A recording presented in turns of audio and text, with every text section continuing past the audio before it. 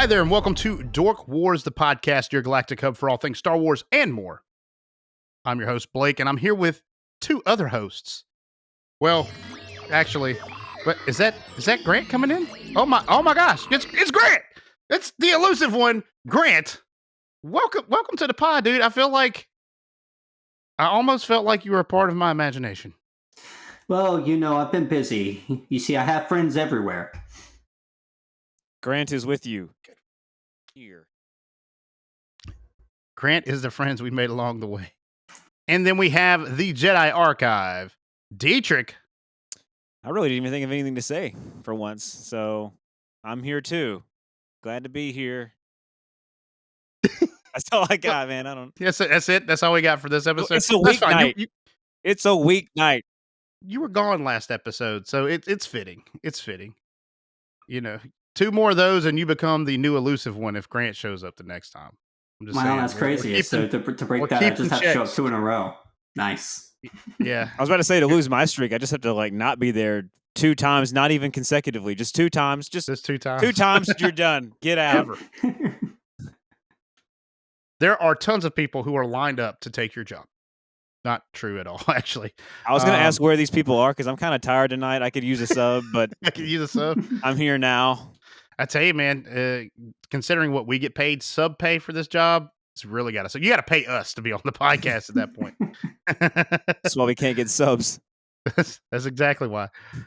But let's go on and hop into it.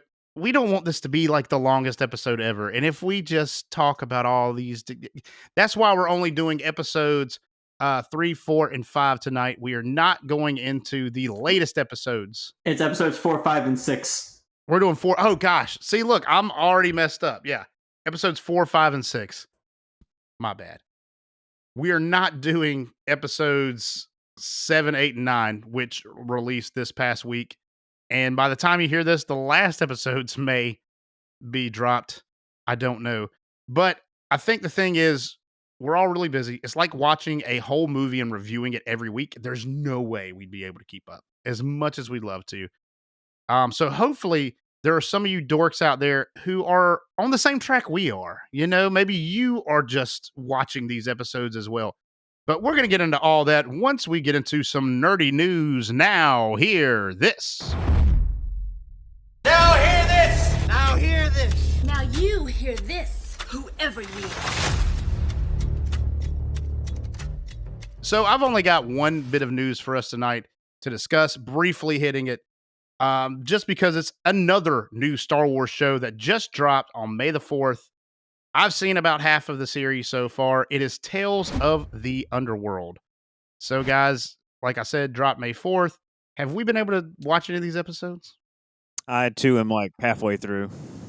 I have only seen 2 episodes in Fortnite. Okay. Aha!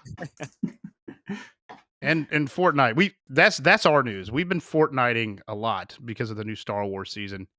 We've had a ton of fun so far with that. But Tales of the Underworld, I'm enjoying it so far. So if Diedrich, you've seen about half of it, we've gone through the Asajj Ventress portion of the show, and I had some fun with that. I don't know if she shows up again. Maybe sometimes they do that. I don't know. But I don't think so. I think that last half is about Cad Bane.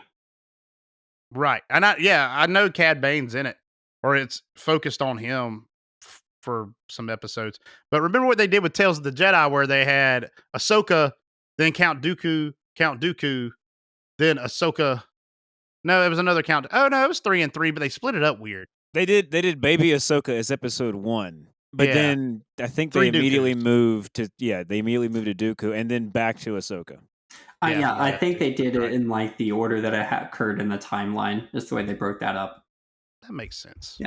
Yeah. I thought it was interesting seeing Asajj Ventress, especially if you've watched Skeleton Crew, because you know who that kid is and what he grows up to be, which is interesting. At least the theory is. Yeah. I was going to say, I don't have they said his name? Well, he said his name. His name but it's was not Jod, right? No, his name was like Lyco or something like that. Lyco. But Jod wasn't his real name either. Right. I too have had that theory. I just didn't want to say it without having something to back it up because someone might call me out for not we might not know for sure, man, or whatever. It was definitely a discussion post in Skeleton Crew when he talked about his past a little bit. Look, man, that's the whole point of theories. Yeah. That's the whole point. So I feel like it's definitely like kind of they fed right into it with this storyline with them. So I mean, it just kind of makes sense to be that, because he's learning from someone that's not a Jedi, but it's not exactly evil anymore. He just kind of does what he wants to do to make it through, which is what he learned from watching Asajj Ventress with these people. I mean, if we're going to talk about it, I would say that character, though, acts very Jedi-like, and Asajj even says, you're a good Jedi. Yeah. Unlike Jod. Well, so I'm not. Things have changed for him. Yeah. Well, I will say that I'm still under the impression, I don't think Jod was ever a Jedi. I think a Jedi in hiding found him and kind of knew he was Force sensitive and kind of showed him some things in the Force. And that's kind of just based on his story. But we'll get into that another time. I am just so overwhelmed with Star Wars content right at the moment. Like I said, we got like a movie every week. I mean, more than that. I mean, that last episode we watched today, guys, was 53 minutes long. Well, I guess without credits, it was about 45 minutes. But I mean, a movie every week. Now we have the Underworld, Tales of the Underworld to watch, which those episodes aren't very long. It's an easy watch. But still, man, we've gone some months without really any new Star Wars content on Disney Plus, and now they're just like boom, boom, boom, boom. Here's some more. And now after this, we're gonna have to wait for a little while. But yeah, just drop it all at one time. But insert the Kylo Ren meme where he's like more, because I could always do more. I could get sure.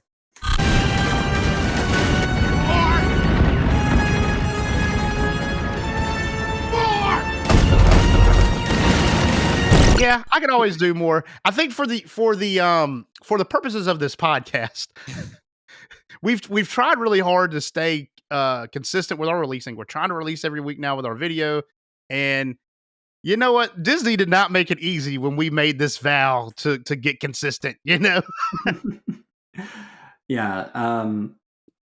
I think Disney's going with the approach of less is more now, because they dropped so many right in a row to where people got burned out on Star Wars, and they're like, hey, this is terrible, this is terrible, this is terrible.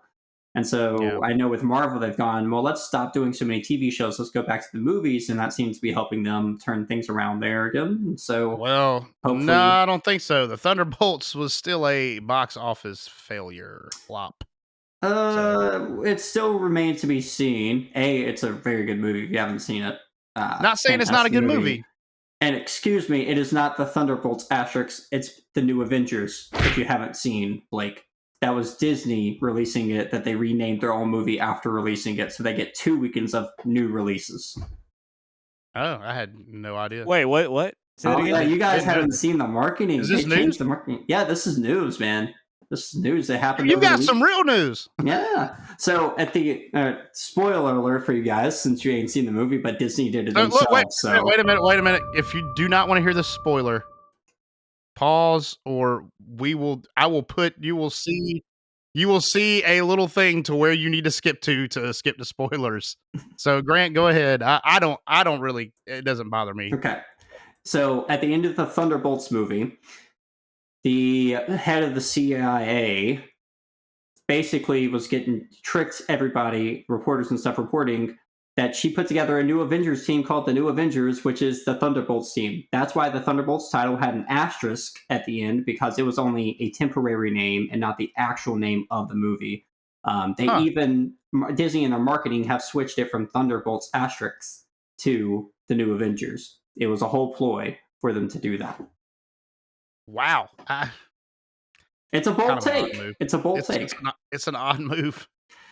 But the reason why it might work is it draws intrigues like, well, why is it the New Avengers now? I thought it was Thunderbolts. And so the second week in box office is projected to be higher and have a much less drop-off than Captain America, Brave New World, and the other Marvel films that have had a drastic drop-offs over the last several releases. So we'll see if it works. I thought they're doing a trick here. Yeah, they did. I went and saw this movie at the drive-in, and it was really good. So if you haven't seen it yet, go watch it. With that, let's talk about the Dork Wars merchandise store. Merchandising. Merchandising? What's that? Merchandising. Come, I'll show you. Open up the store. We've got Dork Wars the t-shirt, Dork Wars the hoodie, Dork Wars the coffee mug, and we even have Dork Wars the official espionage space listening device. You can put in all your enemies' headquarters and art supply or art structures to spy on them. We actually do not have that. That'd be kind of cool though. But you can get all that other stuff. Definitely the hoodies and the shirts and the hats and the little toboggans with the balls on top. We got stickers. We got the whole 9 yards. Check out dorkwarspodcast.com. There you can find links to the merchandise store. Also, everywhere that we stream. I'm going to make this note like I have been the last couple weeks. Spotify and YouTube are the only 2 platforms that you get the full video experience. So if you're still listening on Apple Podcast, Stitcher, Deezer, iHeart Radio, Pandora, any of those other platforms, you're just getting the audio, which is fine. We love that you listen to us, but I'm telling you, man, this new video platform has been a lot of fun for us to work with. I hope you come and check us out on YouTube and Spotify. Dork Wars, the podcast, is part of the Subculture Podcast Network. This show is part of the Subculture Podcast Network. For pop culture and entertainment podcasts, go to bio.link/subculturepodnetwork. Prepare to be entertained. So tonight, we are going to be discussing episodes 4, 5, and 6 of season 2 of Andor.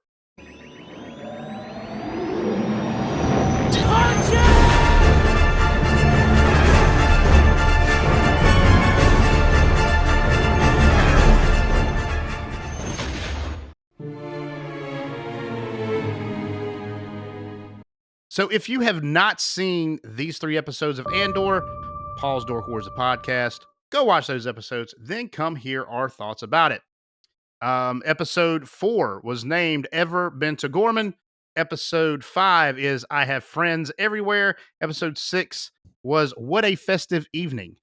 I tell you, man, I'm digging the episode titles. They're like real short and sweet to the point, kind of like our episode titles here on Dork Wars podcast. So, Grant, what are your general thoughts on these 3 episodes? How they kind of work together, how they work with last week's episodes, and whatever you want to say. Yeah, I like these episodes. I think the 3 episode format structure per year is interesting. It gets it to where you don't get locked in trying to tell one story over the season. I think if they were trying to tell, I mean, that story's obviously connected, but if you're focused on, a smaller subset of time with Andor season 2, especially since they condensed from 5 seasons to 2 seasons, it really wouldn't work as well. I think them going through and highlighting just a few things makes it feel like the Star Wars movies, the original trilogy, specifically because those focus in on small encounters. Those movies do. The Battle of Yavin, the Battle of Hoth, followed up by Cloud City emergency, and then of course the Death Star 2 battle at Endor. They focus in on small moments, but make them, or they're big moments, but they're small in compared to the typical galactic war that's going on. And I think Andor is kind of following that same pattern with these 3 episode formats for their episodes. And that's why I think it's exciting each week to check in on these episodes and kind of see how they connect.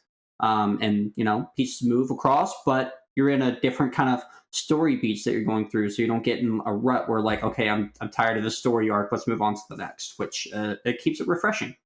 So overall, I've enjoyed the pacing of it a lot. And I mean, I think it benefits it. It makes it feel a lot more like a Star Wars movie than it does a TV show. Yeah. And we said this a lot last week. And I know I have an entirely different group of people on here because last week I had Andrew and Wesley. This week, Grant and Dietrich. So we're not really going to get a lot of an overlap of how we feel about last week and this week from those guys. Maybe we'll ask them. But yeah, last week, or not even last week, but the first 3 episodes felt like its own movie. They had their own stories within them. Then it ends. And then we pick up a year later with this one. Yeah, I think the pacing is a lot better than it was in season 1. I don't think season 1 had pacing problem per se. I know some parts were a little slower, but I mean, it was a week-to-week television show that had what 12 episodes, 12 1 hour long episodes. So yeah, it's week to week waiting. It's going to seem like it's not paced well, but when you're getting 3 episodes at a time and it's like its own little mini movie, I think you hit it on the head, man. Great pacing so far. I think them dropping 3 episodes per time is something they learned from season 1, because if you remember from season 1, they did drop the first 3 episodes together. And a lot of that was because the first few episodes were so dry that no one was going to check in for a third week if it was just dryness for that. And they seemed like, okay, that worked really well. Let's just drop it in cores of 3 episodes to go through and keep that momentum going each week. I don't remember that. I remember them releasing 2. I didn't know they released all 3, the first 3 episodes on season 1 at the same time. They did, because I remember, because I tried to watch episode 1 and 2, and then I'm just like, I don't have any motivation to try and watch episode 3. And then you guys told me, hey, watch episode 3. It gets good. I'm like, all right. And then I finally did, and, I got hooked into it. So Dietrich, where are you at? General thoughts on these 3 episodes? Yeah, I mean, overall, I definitely agree with everything Grant said. I really appreciate this show for treating me like I'm not stupid. You have to infer some things have happened in between last week to this week into the next one. But I think the story unfolds in a natural way where you can kind of figure out what happened in between. I just rewatched, I guess it'd be episode 4, and they don't exactly explain how Cyril gets to Ghorman, but between his conversations with what's his mom's name? Like Cyril's mom, did she get a name? Her I don't. Edie. Edie. Okay. Yeah. And then his girlfriend Deidre, right? Yeah. Well, I don't know. I don't think they're together right now. I think they are. They're totally together. I don't think so. I don't think he wouldn't be doing this. Part of the reason why he's on Ghorman is to help his lover. It was very cold when he came back to Coruscant. Well, almost that's just like her character, though. I mean, No, and that's him. Like, no. she's a cold person. He's a submissive person. Yeah, but I think. Well, remember though, it definitely implies they have interrelations. Oh yeah. So yeah, that where she's just like, get in here. I think you can assume that they're still together. Yeah. Maybe not. I mean, it's a brave new age in a space far, far away. It's a weird. I don't know, man. It's just because like even Edie says on the transmission where she's like, you walked away from a woman who was willing to spend her life with you or whatever. Which I know that he's kind of keeping it undercover. That was he's my out takeaway. there. That he can't say that to his mom right now. I feel like they're playing with like I don't know. I don't know that they are really. Cyril is really together. complex in these 3 episodes. There's a lot going on with his character arc, and it doesn't end the way I actually thought it was going to. But there's a lot going on with him, and they do some interesting things where at one point you think maybe he's actually going to go to the rebellion, and then other times you're like, okay, no, he's still playing the rebellion, maybe. It's his motivations become very muddy in these 3 episodes. This has been my favorite Cyril I've seen so far because I've really not been up on his character like really ever. He's been okay. I mean, he's there. He moves the plot along where it has to move along, but I've not really cared much about his character.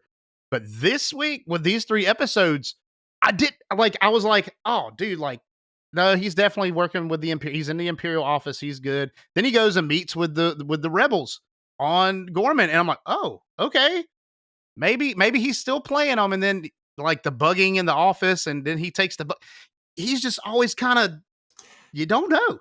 It's and there's still 2 more weeks though. It might just be foreshadowing. Yeah, it's interesting. I definitely get that he's undercover, making everyone think that he would want to be a rebel. So part of it, the demotion, his conversation with his mom, the reason that his lover says, hey, you can only be there for 20 minutes. I think that's all into the fact that, hey, the story is that we're not together anymore and you left. Yeah. And we have to keep that so people don't realize what we're doing on Ghorman. He doesn't even know what they're fully doing there, but, his involvement of it.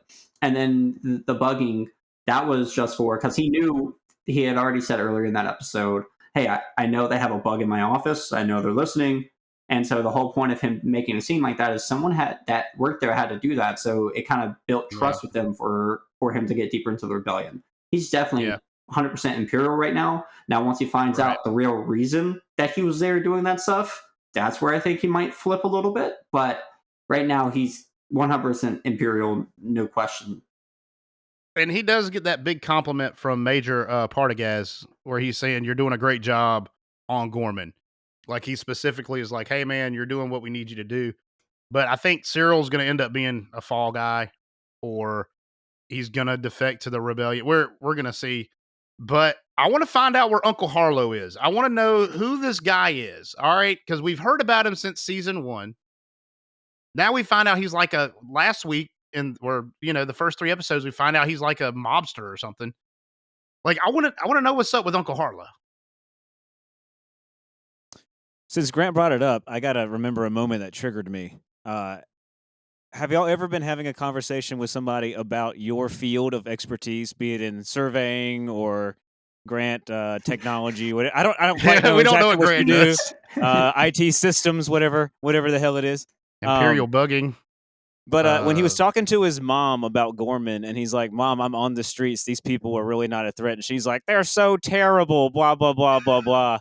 And she learned it from the news. And he was like, "You've been watching too much Imperial news." I was like, "Oh my God, I've had like pretty much this conversation minus the specific Star Warsiness." But like, I don't know, that I connected with that on a very deep level. As somebody who's had to explain about their field and how it's not at all how it's portrayed in media.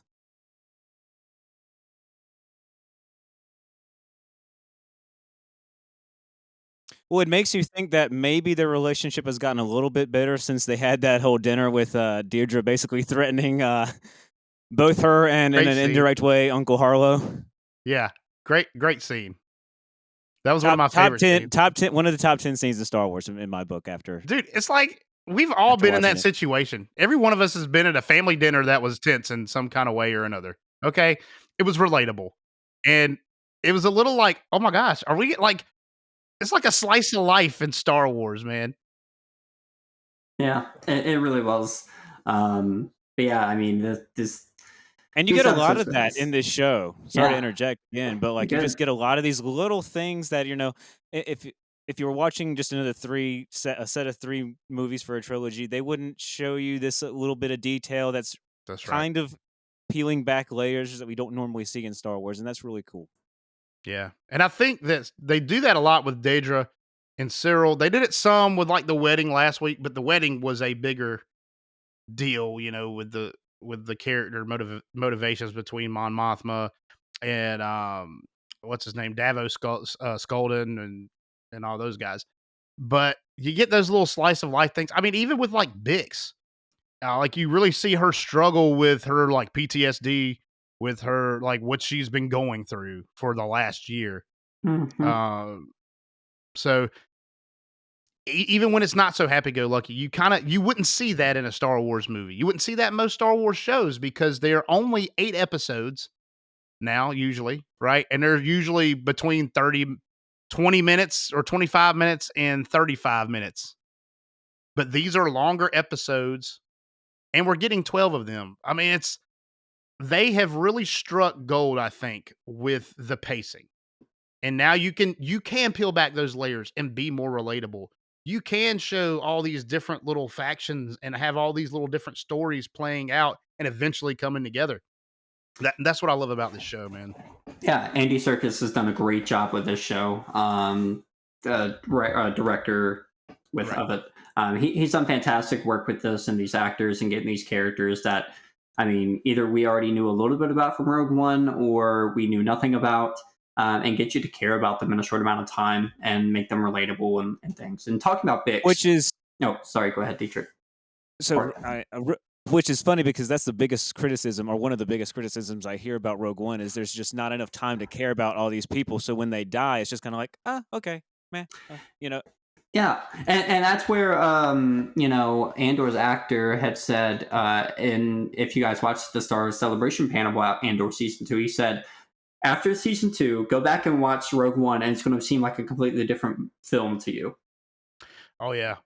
Diego Luna has done a fantastic job as Cassian Andor. Hmm.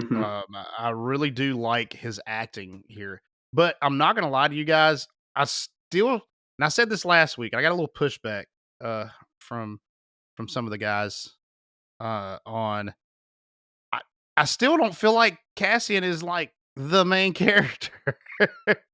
I I don't know, and not that he's not doing a great job, and I know like his story is kind of propelling a lot of things, but I just feel like I could I could say that I don't think he's the most interesting because we understand him better at this point than just about well, anybody else. I think he's interesting though. I'm not saying he's not interesting. I almost feel like he's for a show called Andor. I would think you would spend more time with Andor. Well, Not that I'm complaining about that. I think it's great. I think this might have been should have been called like Spark of the Rebellion or something. You know, it's it's interesting because I think it's a play on his character though, because Andor is a spy. He works in the shadows. He works behind the scenes. He shows up when he needs to. When he doesn't, you don't see him. And I think that's almost what they're doing with his character here in season 2. When he's needed, Yeah. he shows up. I mean, episode 5 in this string, he's very involved. He's meeting the right. rebellion in Ghorman, and he's working there and doing that. But episode 6, he shows up basically at the beginning saying, "Yeah, these guys are terrible," and he shows up at the end saying, blowing up that imperial office, and that's Yeah. basically it. It seems Um, like he's kind of the agent of change, really. Like he's not doing he's not developing very, very much, but I don't think that's a bad thing. But he is he's driving the development of other characters and other situations going on, like yeah, going and talking with the Gorman Rebellion leaders, things like that. Um, I He's was surprised, always there when a huge rebellion starts, it seems, right? Like, right? mhm.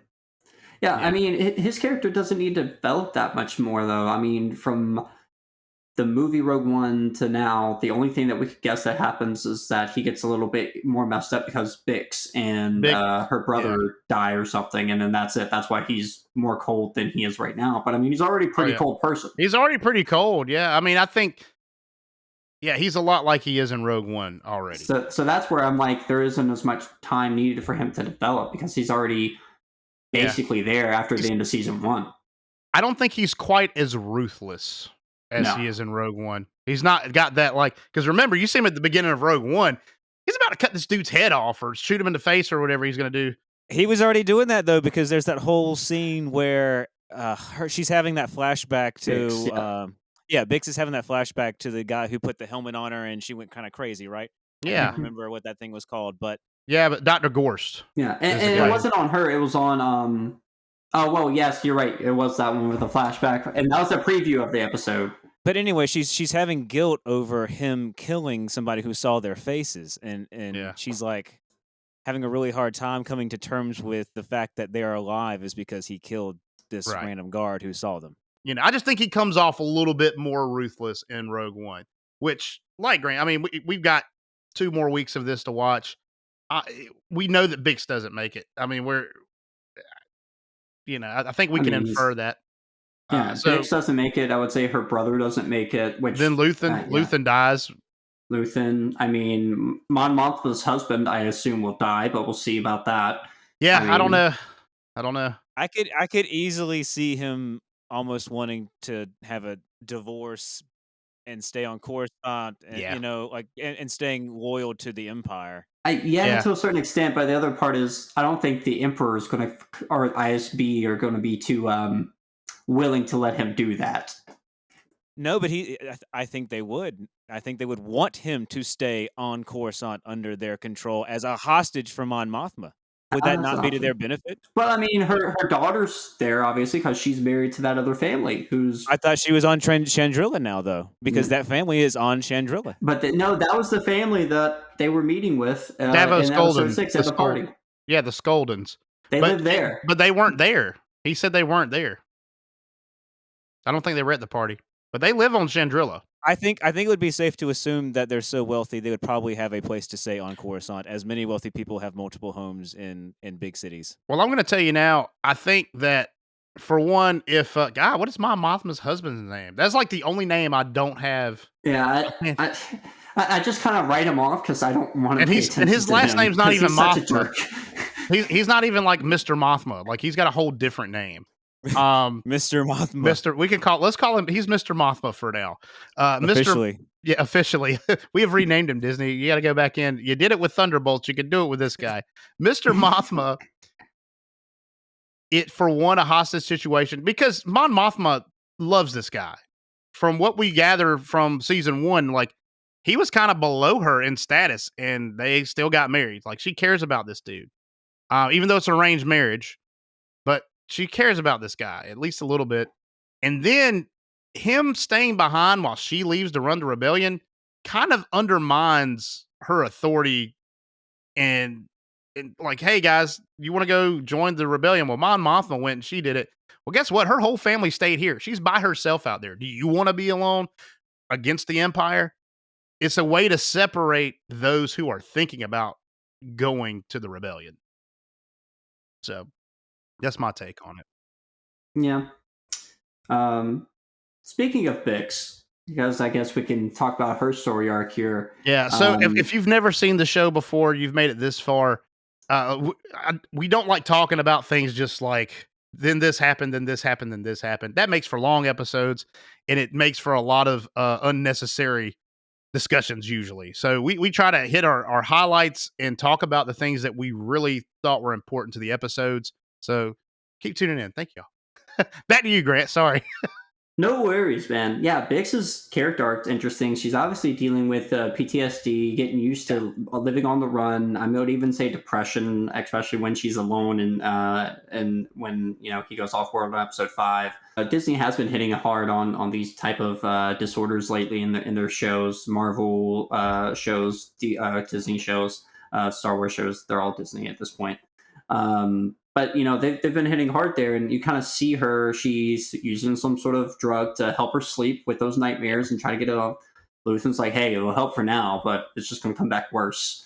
Dude, that whole scene I got because that's the same Stellan Skarsgård is the guy who played Bootstrap Bill in Pirates of the Caribbean. So dude, that whole scene, that I'm imagining him on a boat with Davy Jones. I don't know why. I'm just like because obviously he always sounds like Bootstrap Bill, but like something about that scene, I was just like, it's like that's really piratey. I don't know. It's true, but yeah, I mean, it was just Vix's character arc here is very interesting to see how dark she goes, and then Andor just at the end is like, you know what, you're right. Beforehand he's like he was just doing what he needed to do, and he's like, you know what, forget that guy, we're gonna go kill him. Well, let's torture him, and then let's blow up his building while he's sitting in there. I thought at first that she had done it on her own somehow. Because we don't see Andor till the end, and I'm like, dang, dude, like she's gotten ruthless. Yeah, and you can tell that they're leaving Coruscant too, because like just walking with just a hood up, just shoots an Imperial guard, just patrol it, just like, okay, so they're done here. Yeah, dude, she was bad to the bone in that scene. Yeah, that was a good way to finish that episode. It's a good way to finish that little story arc too. Like I said, they're doing this little story arcs in 3. The first 3 episodes, you don't see her doing that because she's living on the farming planet. This 3 episodes, she's living on a Coruscant. She's stuck in a room. Her highlights going to the store and going for a walk in the park. Yeah, I mean, just wanting to do stuff, and she isn't able to. And so she said, I'm going to take my freedom back, no matter what it takes, even if that means leaving some of the part of the rebellion because they're forcing me to live this way. Yeah, it seems like she resents the rebellion to a certain degree as well. For sure. So I want to talk about Luthen, man. I feel like he's always been more of a background character, like just kind of popping out when he needs to, and kind of except for that really cool scene with the starship last season. That was really cool, where he just takes on all these different Imperials out in space in a space battle. But Luthen is gonna be. I'm assuming like the last 3 episodes are gonna be like the tragedy episodes, right? Like maybe not next week, but the next week we're gonna get Luthen dying. We're gonna get.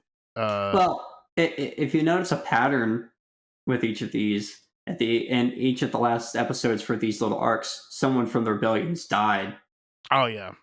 So I think it's going to go. So, next one, it's going to be someone, probably Bix's brother is my guess, is going to die in the next one because he's off with Saw doing crazy mess right now and getting high. Right. And then, Which we need to talk about. yeah, We'll circle back to that. That's a big one we got to talk We'll circle about. back around. That's the last kind of thread that I had after Luthen. And then, my guess is, at the end we'll see Luthen die, and that's kind of go, and Bix. I think they both die there at the end. Well, I think we see Luthen. He's starting to lose it a little bit, man. There's a lot of pressure on him. Yeah, this is the first time we see him not seeming like he has control anymore. This is getting desperate. So it's definitely leading up to the rebellion having to fight in open conflict instead of just fighting in the shadows. And they're separate cells. You can tell he's becoming too tired to keep this whole charade up anymore. Yeah. And it's interesting because tying into another TV show that's all about the rebellion, Star Wars Rebels, we have another character that's in a very similar kind of role that Luthen's in, and interconnecting different cells and giving orders and stuff like that. And first it's Ahsoka through seasons 1 and 2 in Rebels, and then it's actually a new Fulcrum is their code word, which ended up being what's his name from the Empire? Callus. Callus, Agent Callus. Who was ISB? So it's interesting to see how they are. Yeah. So I'm wondering, like, what's if there is an overarching structure over the Fulcrums and the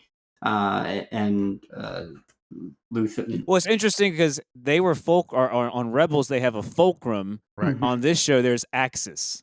Yes, the Axis. So it's not quite the same thing, but kind of. But a fulcrum, a fulcrum point, is where you take and prop under a jail set, like they'd use it in like Pirates. We've been Pirates of the Caribbean. I've been on the Pirates of the Caribbean kick. But when they're looking for the little Will Turner to get Jack out of jail, he's got to find the fulcrum point to bring the jail cell open with that big old wooden stake.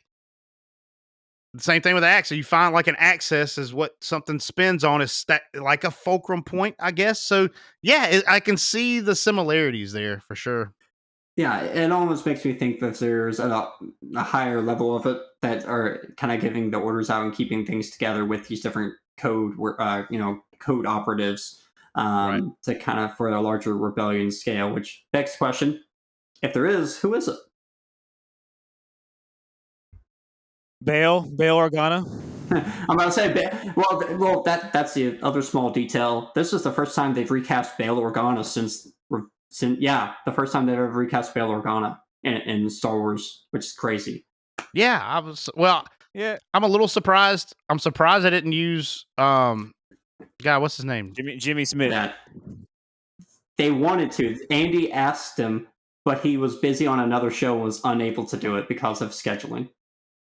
Oh, that was the only reason why. I don't think there's any love lost. It was just like, hey, I'm not like around right now. Yeah.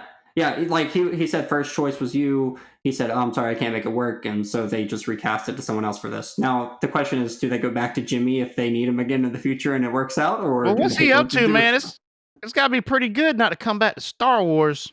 Oh no. Well, I would say no, because I don't want to go back to the rebellion. Like I love this show and they've done a great job, man. But I am so sick of stuff, especially set between 3 and 4. There's a lot of material out there between 3 and 4 now, which is like it's about 20 years. So I get that it's a good amount of time, but there's just so much. Like, let's see something. Especially recently, though. I mean, think recently. Every show we've gotten is between 3 and 4, or between 6 and 7.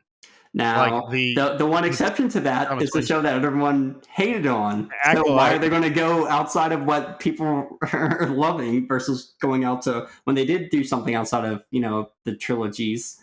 Yeah, but they didn't do it well. No, they did it well. There's other problems with that. Yeah, we can agree to disagree about that. It was. I would say clearly the writers on this show were not the same writers on that show. Yeah, that is true. Because I will say, like, the Acolyte and the just a little off track here, but I'm not going to go too far.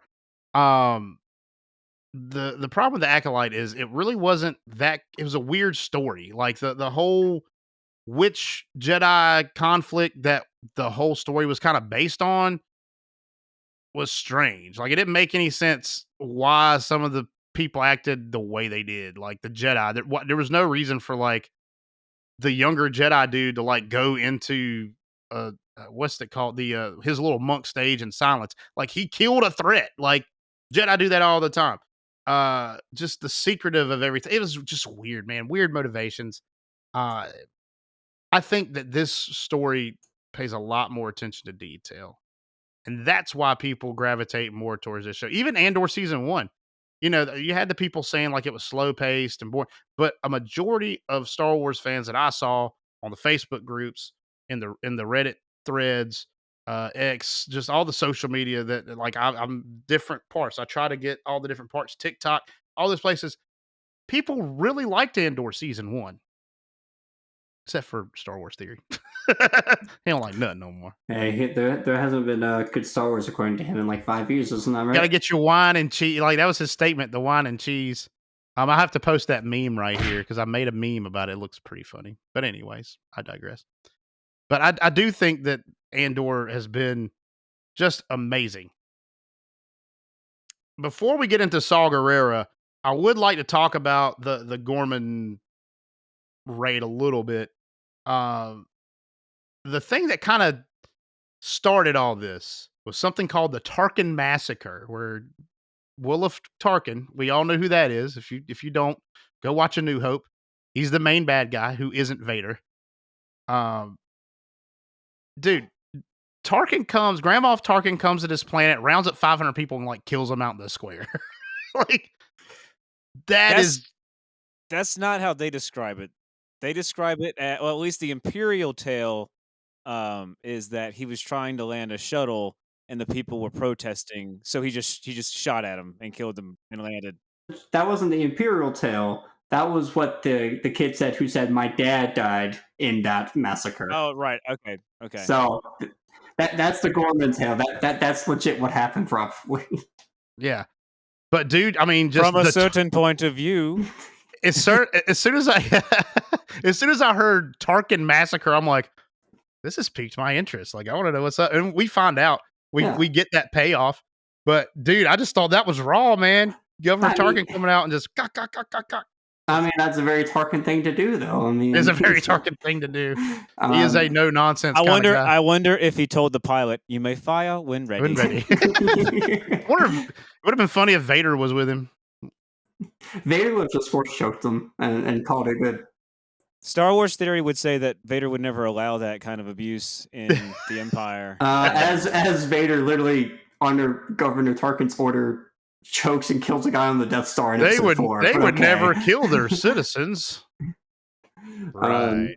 But Tarkin, real quick, it's interesting. They mention his name at the wedding in the first arc. They mentioned the Tarkin Massacre here in the second arc. Now I'm wondering when the third arc, what's Tarkin's tie-in going to be? In the fourth arc, I think Tarkin's going to show up in a scene. I mean, I think it's already confirmed that Palpatine's going to be in this show. And for Palpatine to be here, it's not a far stretch for Tarkin. Because, I mean, he's one of the big figures of the Empire. One of the biggest. By the time we get to A New Hope, he is a Grand Moff. So I expect to see him somewhere, especially with Mon Mothma. That is kind of, because he is military, but he is also, like, with that Grand Moff status, he is also a political figure in the Empire. I'd probably see him as a Moff, probably in the last arc at that point, before it gets to Grand Moff, because, I mean, that's only a year away from Rogue One, which ends at the beginning of New Hope. So we're 2 years from that at this point. We've got 2 more years before basically a New Hope. I wonder if he gets the promotion when he takes command of the Death Star.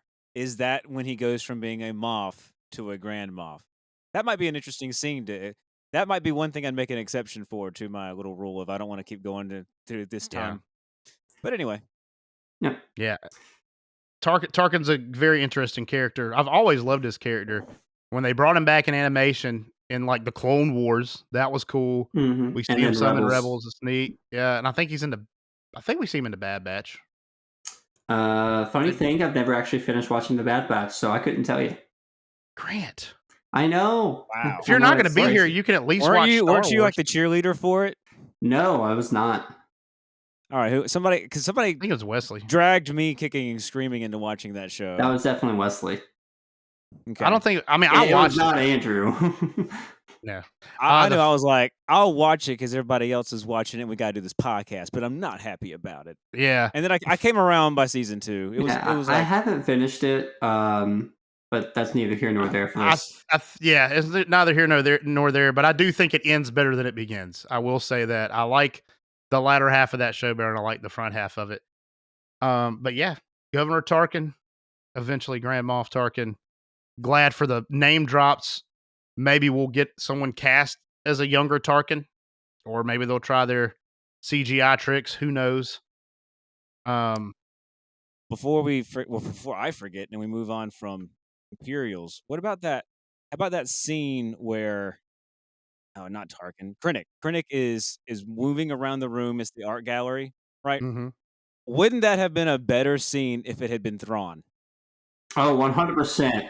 Yeah, Thrawn would have been. And we know but Thrawn's no, he's not gone. He's probably not gone yet. He's not high up in the ranks because this time period right now is when the new Thrawn trilogy is taking place. The newer Okay. Thrawn trilogy, actually not the newer. There's multiple Thrawn trilogies now. There's multiple Thrawn trilogies, There's book-wise. Yeah. multiple Thrawn trilogies, but By the same author too. There's Legends. There's the first the first Thrawn trilogy of new canon, and the second Thrawn trilogy of new this canon. takes place during the first Thrawn trilogy in the new canon. Is during this time period. So You we got know me where he's thinking of at. Thrawn on the bike in the blue stream because he's blue. He's on the blue Mhm. bike. Tron. Yeah, and Tron. he's not a Grand Admiral yet during this time period. Well, actually, I take that back. He is a Grand Admiral now because he's showing up during Rebel. He's Right. dealing with the rebels right now. That's why he's not here. That's what I'm. I guess that's what it is. But that would have been a great scene for Thrawn. But And like to be both surrounded by art and he could be quietly deducing what's happening, not acting yet because that's not Thrawn's move. He wouldn't act until it was time to spring a trap, but just like he would put 2 and 2 together, whereas Krennic doesn't really see. And at least it doesn't appear that he does.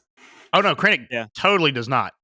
Krennic's bullheaded. Like he's if you That's why Tarkin takes away his pet project. Yeah, like he is so headstrong and focused in one direction. He doesn't see everything happening around him. I can just from Rogue One, his blind. I mean, he goes out himself to try and kill Jyn and Andor in Rogue One. Like something that someone in his position would never have to do. You know, he was so bent, he wouldn't even save himself. That's how. But of course, he had lost he was in the midst of losing the Death Star project and things like that. But still, this guy is so focused on his goal and getting ahead and getting promoted in his own career that he doesn't see what's going on. And him and Mon Mothma's back and forth in the art gallery, dude, that was cool. Just that was that foreshadowing that Mon is not having what the Empire's putting down. She believes in there's better than this for the galaxy, and loved it. Loved the back and forth. All while we're watching Clea destroy her hand getting this tracking device off of the art. And making that Imperial spy just sweat. Lonnie, poor Lonnie. Yeah. He's just like, what are you doing? I'm going to die now. I'm going to die now. Yeah. He was not prepared to do that night. Yeah. All right, let's talk about the crazy man who wanted to get high off some fumes, I guess. Yeah, it won't spice. And won't I spice. imagine it's like space paint. Spice paint? Space paint. Space paint? He's huffing space paint. That's why he's so crazy. We finally know why. Yeah. Yeah. But honestly, he seems so crazy. It almost gets me out of that suspended disbelief that anybody would work with him. It's almost gone too far, you know? Or But he his gets group results. is so large. He does. And I guess that's the one thing is he was right. That dude was a traitor. Yeah. Saul is But they didn't know that. His whole crew didn't know that, and we only know that because we were the audience given that scene of him talking to his Imperial handler, right? right. Like, imagine if you were a rebel in his crew and he just like traitor and no questions asked, blah. Would you want to continue working for him? I don't know that I would. So I'm gonna say that these guys have been with Saul for so long now. They just know his trust him. style and they trust him. The kind of fanatical way that they follow him, because they're extremists. I mean, they're rebel extremists. They go, and if taking down this huge building full of Imperials that may have civilian, who cares? We're taking it down. I don't care who's in it. They're gonna do that. And now, of course, by the time we get to A New Hope, they do blow the Death Star up, who probably had some civilians on it. Maybe not. I don't know. No, But anyway, no civilians on that. Darth Vader would never let that happen in the Empire. All I'm saying is, did you ever see any civilians on the Death Star? I sure did. I saw a bunch of stormtroopers and droids. Well, I mean, it was a military base, so I mean, it's a military target. But anyways, Saul's not above like taking out non-military targets. He's an extremist. And for the people that follow him, they believe in this extremism, and they believe that Saul has a handle on it. He's been their leader, and they know that he's crazy too. Like they're all of the same crazy, so they've built a rapport with him and trust him. And I fully believe that. We see that to the very end on Jeddah. I mean, his whole crew's there with him, and then the whole place goes up. That's when he's got his. I wonder if that's what's in his mask. I wonder if he's helping paint that mask in Rogue One. Yeah, I mean that's a good point. He might be like addicted to whatever that stuff is. He might be able to breathe fine. He's totally addicted. Like, I mean, he was sitting there, just everyone else was standing way off. The kid's wearing a mask, and he's just like, "Oh yeah, that's the stuff." That's pure Colombian space paint. And he's like, "Come on, buddy, just do it. Just try it. You'll love it. Come on, take it off. Do it." And there wasn't a ton of Saw in these few episodes, but it was enough to be like. But you get some real Saw. Good Saw. Yeah, you get classic. I mean, you just get Saw. I mean, that's him every time you see him. Yeah, and he's a very consistent character. Regardless of who's writing, he's consistent, and his actor portrays him just phenomenally. Forrest Whitaker does a fantastic job as Saw Gerrera. I mean, I was first introduced to Saw, of course, in Rogue One, and then you go back and see him in Clone Wars, and he's in Rebels here and there. But Forrest Whitaker's take is fantastic. Saul's not like in your face. He's not like jumpy, wild, crazy. He's just like a calculating crazy. He's intense. He's intense. Like he's knowing. Like he will stare through you, figure you out, and kill you because you're a traitor, and he knows it. He's very calculating and not jumpy, hypey, crazy. So he's definitely more menacing. And Forrest Whitaker pulls that off perfectly. Yeah, and so one of the themes from these 3 episodes is people knowing that the other side, that there are spies amongst them, and they're using it. I mean, just using it. He used them to test the kid to say, "Hey, do you know what you're doing?" And he was like, "Yeah." And then we go back to the Ghormans, and they know that there are spies there, and rather than stop them, it was like, we need to do this so that way we can force labor on them and take over their planet and get all the stuff that we need from them. And so the ISB is using them, even though they could have stopped the rebels. They knew what their plan was. They knew what was happening. And they're just like, no, because we need to take over this planet. And for political reasons, because the Ghormans are rich and people love them, at least they did until the propaganda started. They're using the rebels and saying, "Hey, they're radicalists. We gotta put our boot down and take control of this planet." So I'll tell you, man, like, where are they going to get all their pretty clothes now in the Empire? That beautiful material, I guess the silk. That's why the Empire is all in those drab grays and whites and blacks. They killed all the artists. They killed artists. And that's why do you think Thrawn collects art so much and loves art so much? He can't find it anymore. Dude, I want to see Luthen sell some art to Admiral Thrawn before this is over. Dude, if that would happen, that's how he goes down, and we all know it. That's it. He looks at the art. He's like, This is a fake. He's a spy. You're a Kill fake. him." Either that or maybe somehow Saul comes in. He's like, "You're the spy." That's Starkiller's armor back there. How do you have that? That's not even canon. Either that or you get Sabine in there to make some art would also be a nice interaction with Luthen, I think. But yeah. So do you think we'll see any of the Rebels crew? The only ones maybe. It would be really cool if they brought a live action Kanan just for this. Kanan and/or Hera, I could see because they know about Saw already before they meet him in Rebels. So and Mon. I mean, Hera knows Mon Mothma. Yeah, and yeah, they know Mon Mothma. So the question is how, and so I think there's a chance because obviously they have actors for all of these. Except for Kanan live action characters now, so Freddie Prinze, man. Freddie Prinze, yeah, Freddie Prinze. Never mind. Yeah, he could totally do it. They might have to do a little de-aging. But that's all right. We've done it before. So I mean, I love a 45-year-old Hayden being a 17-year-old. Is there a Freddie Prinze the Third? Have him and Sarah Michelle Gellar made a Freddie Prinze the Third? And where's Freddie Prinze Senior? Where's that guy? Never even heard of him.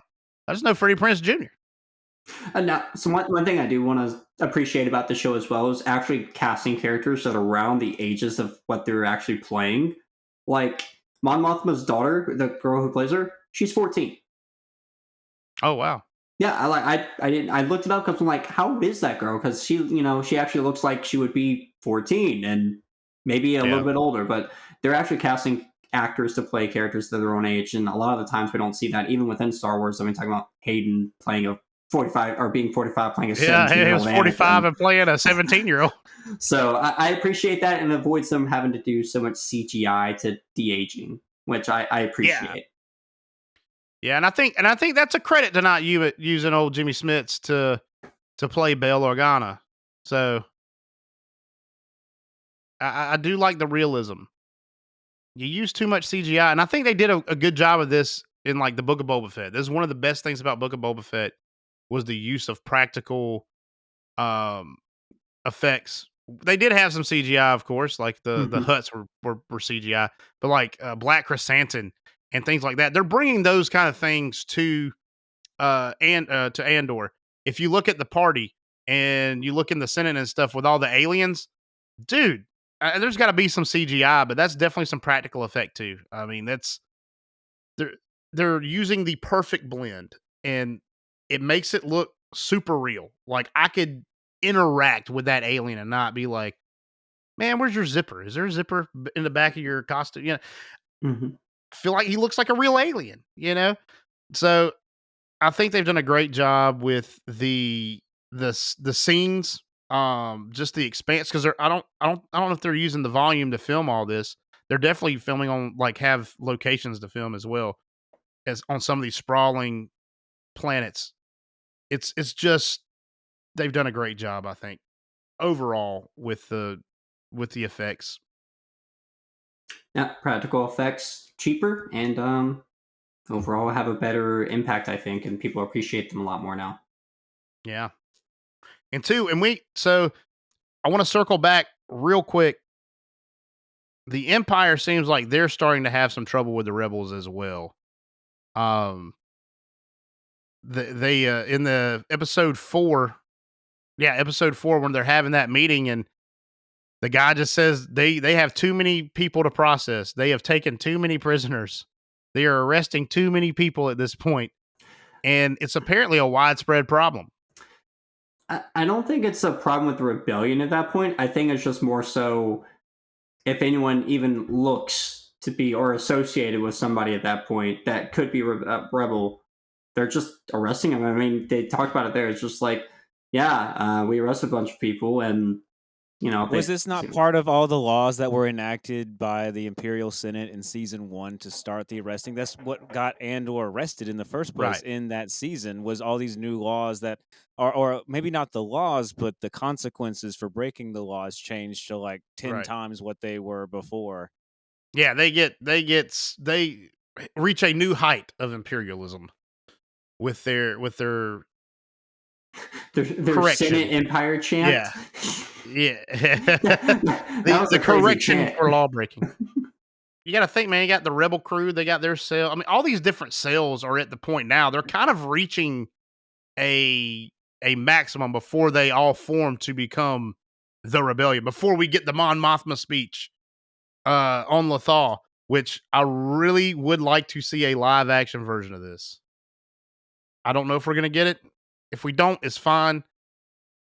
Then the Ghost Crew would all have to be in it. But I don't know, man. We might. I can't wait to see where that goes. We didn't even get a lot of Mon Mothma in these episodes. Not really till the kind of the end.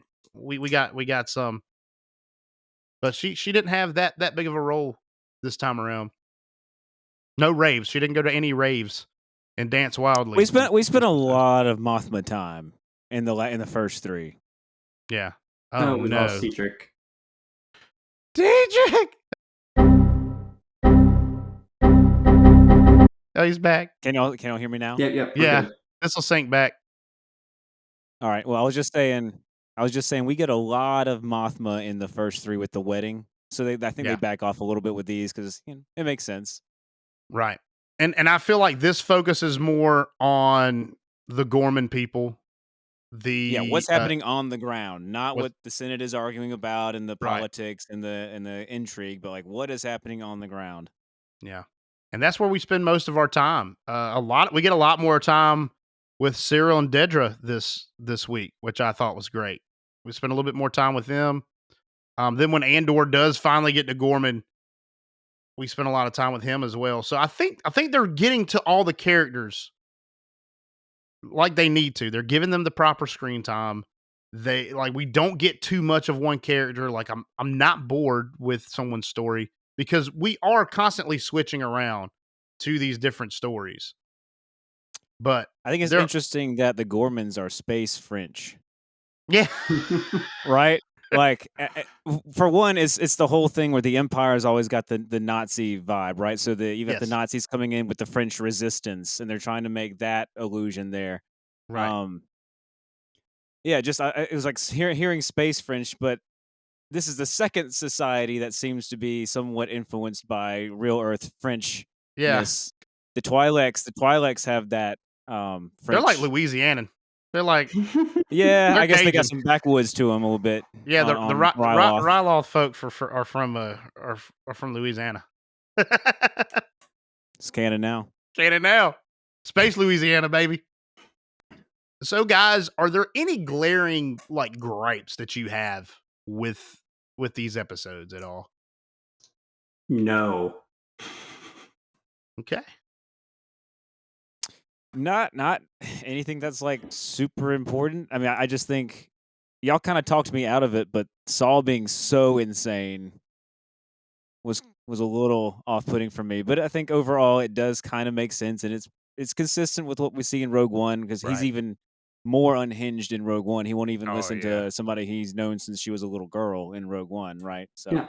I mean, Yeah. it does feel a little weird introducing Saul where they do here, because like he has no interaction with the rest of the story outside of finding out where Bix's brother is during this time period. yeah. Other than that, there's no real reason for Saul to be here right now. I know they're building towards what's happening over the next couple of weeks, but it just feels like a weird inclusion for how much screen time that story got. Well, I think we're gonna see where Saul and Mon Mothma kind of part ways because remember, all the rebel cells haven't come together yet. That's when like Saul gets involved with the Greater Rebellion, and then I can't remember. Or do we know what happens? I can't remember if we know what causes Saul to split from the Greater Rebellion. In Rebels, they don't specifically say it, but he's constantly criticizing Mon Mothma for not Right. taking action and not actually taking the fight to the Empire. So I guess we can assume that she's trying to be somewhat diplomatic, somewhat peaceful, where he as always wants to just kind of blow it up and burn it all down. Not killing civilians. That's what did it. Yeah, Maybe. that's what did it. But I think there may be an event. There may be a turning point where it's just like, all right, we got to split up. So we might be building towards that. I don't know. I would like to see where, I don't know, it might be too much for the show. It might not be because we do get like a whole. I hate to say it's a whole different story because it's not, but we get different facets. I think Grant, you hit it just right. We get these moments in these years of the rebellion, kind of like we do in the original trilogy, where yes, we get, the Death Star blowing up, and we get Hoth and the Bespin thing. That all happens within the same kind of amount of time. And then, of course, the Battle of Endor, where that war was, 6 years long in total. So this is kind of the same thing. So next week, we may be thrown in a position where Mon Mothma comes in contact with Saw Gerrera, and they have their falling out. So I think you guys are right on that. This is a small gripe I have. It's not huge, but I've kind of realized this over the past, like this set of episodes and the last. There's a lot of cutting to these different stories, and there are a ton of characters.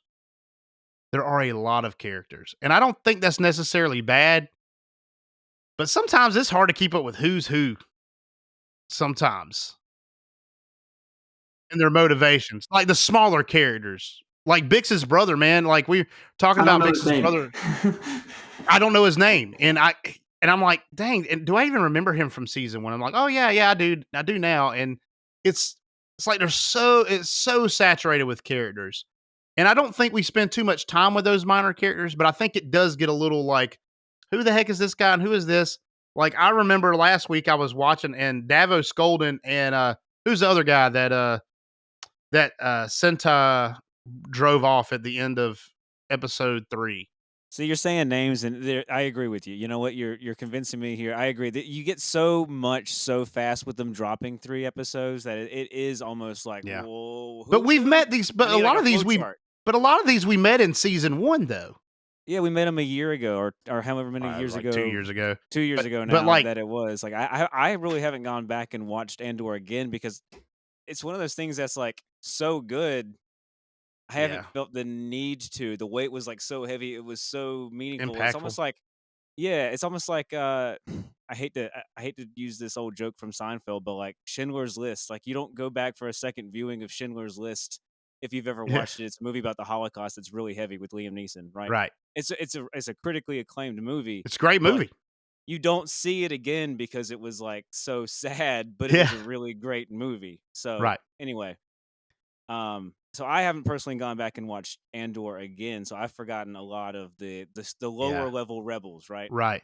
But I still can't. I think, is it Tay? Who is Tay? Is Tay that might be the guy they drove off? I can't remember. The silver haired guy.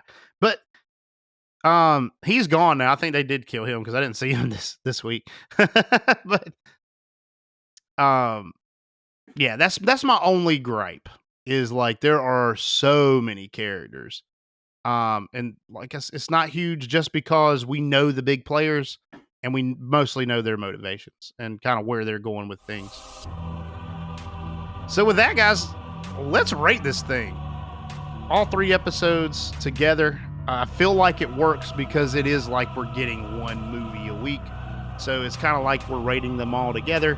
I like doing it that way, and it would take less time. So, Grant, I want to begin with you, man. What are you rating episodes 4, 5, and 6 of Andor season 2?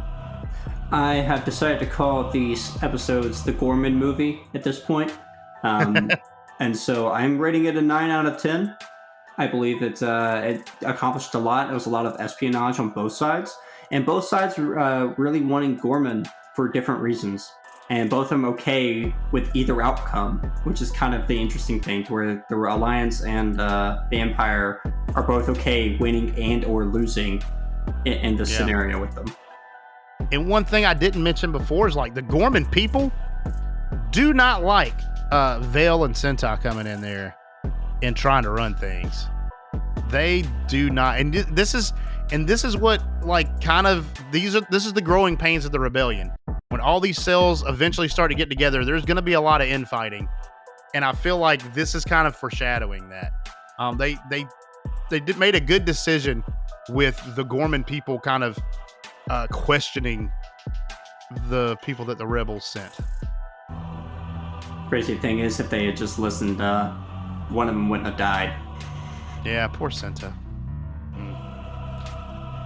All right, Dietrich, what are we rating the Ghorman movie as Grant liked to call it, episodes 4, 5, and 6 of Andor season 2. Well, Grant stole my rating. I'm gonna agree with him. 9 out of 10. And really, I mean, I just don't want to say it was perfect because I did have those few little minor things. There was just it was just off from being perfect. 10's hard to get, man. Really yeah. 10's hard to get. But it was definitely quality Star Wars content that I'm sure I will revisit at some time. Yeah, I don't think on the whole that this series is quite as dreary as the first season. If I'm being honest, not yet. Anyways, I feel like you get some small victories here and there that keep you going. Yeah, the viewer, much like the rebellion, right? Right. Yeah. Exactly. Yeah. And eventually, all the viewers come together and they love Star Wars again. Okay, that's what we're going for. Maybe.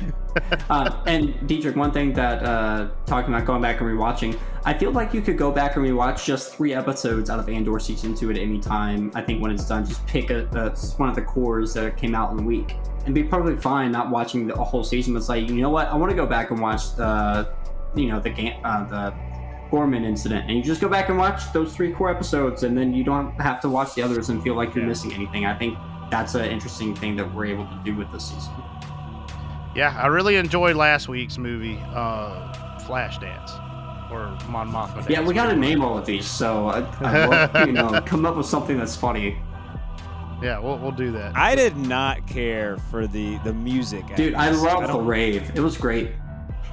But it didn't feel alien enough. It felt like I could have heard that at a club in America. Or, Man, you probably heard it at a club in America. We probably heard it the night before. Maybe. Yeah, the music last week, Andrew particularly liked the music. I was, the thing about music in Star Wars is I like those big orchestral scores. That's what I think when I think Star Wars. Even a lot of these shows have them, like Obi-Wan. So, I mean, they incorporate those, even the animated shows. I mean, like, you mean you don't think of Clone Wars? Yeah, I think modern music is one of the things that the Acolyte did wrong too. Yeah, and maybe it's just an unfound expectation at this point that Star Wars will have that. Maybe. And when they break it, it's almost like this doesn't feel right. It feels something's off. Something is off with the Force. Like, right. So it there's just a disturbance. Doesn't sit right with me. But I guess I'll get to my rating now. Man, I gotta give it a 9 too, man. Like, this is 9. Like, we're all on the same page on this. There's really, usually one of us has like an opinion that the others don't agree with, and we can all kind of discuss. I will say this week, it was really just more about discussing the episodes and how to go through. Like, we didn't disagree on anything because these episodes are so tight and the story is so good. And the effects, the choice in music for the most part, especially like this week, just the choices they make, the little choices, the peeling back of the veil of everyday Star Wars life, right? And kind of seeing day-to-day Star Wars life here and there, and just those little moments, and then how they fit into the bigger moments. That is what has kept me loving this story, and they did a good job in that in season 1, and I feel like they've improved this season. So definitely giving this a 9 out of 10 as well. Actually, I might give it a 9.5. So I think I gave last week's a 9.5. So I'm giving it a 9.5. So I win, I guess. Proud of you. Thanks, man. I did my best. So thank you guys for joining us for another fun episode of Dork Wars, the podcast. Don't forget, check out dorkwarspodcast.com. There you can find the merchandise store everywhere we stream. Links to the YouTube channel that you may or may not be on, to our Spotify that you may or may not be on, to Apple, to Deezer, to Good Pods. Good Pods is another friend of ours. We've had a lot of good interactions with the folks that run Good Pods.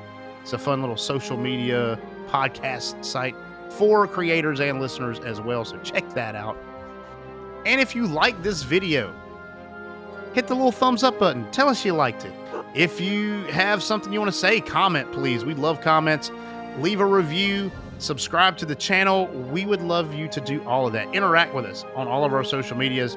We're on Facebook. We're on Instagram. We're on X. We're on TikTok. Just come hang, have a good conversation. We would love to have it with you. Thank you, and may the Force be with you. Thank you for supporting Dork Wars, the podcast.